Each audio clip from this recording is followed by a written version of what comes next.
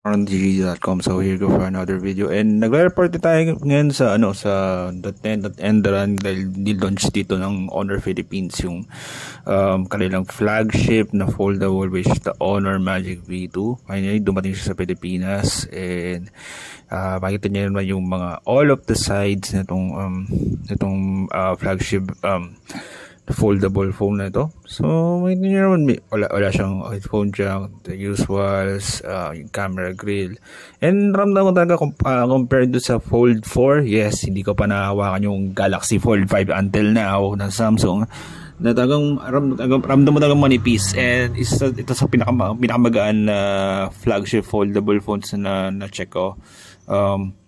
Meron nga pala siyang Magic OS based on Android 13 or 14.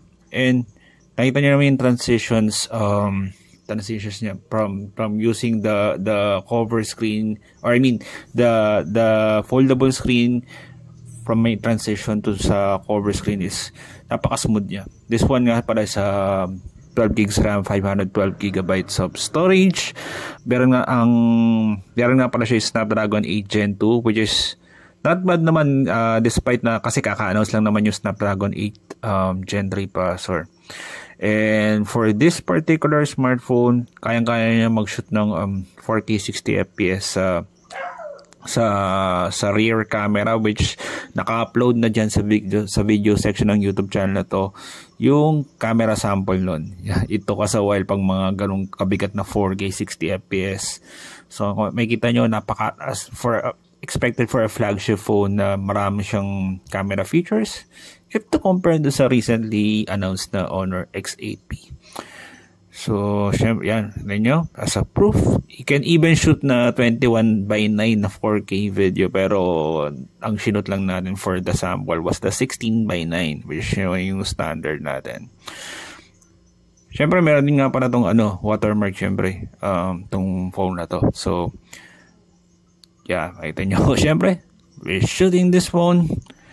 Napakabilis ng transition natin. Like, while shooting vertically or horizontally, wala namang problema. Unlike do sa first version niya. Yes. Yung sa UI naman, ramdam ko naman na parang hindi naman luma. Unlike do sa nabanggit ng isang international na YouTuber na medyo may tama do yung yung medyo is using this seeing this UI na medyo luma na, pero not for me.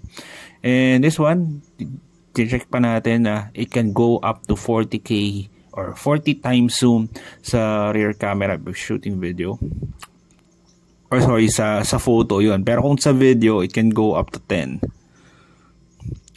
So watch. At syempre, pinagdaruan pa natin lalo. Paano ba mag-shoot ka ng ganyang klaseng format? Yan, medyo dun lang nagloko.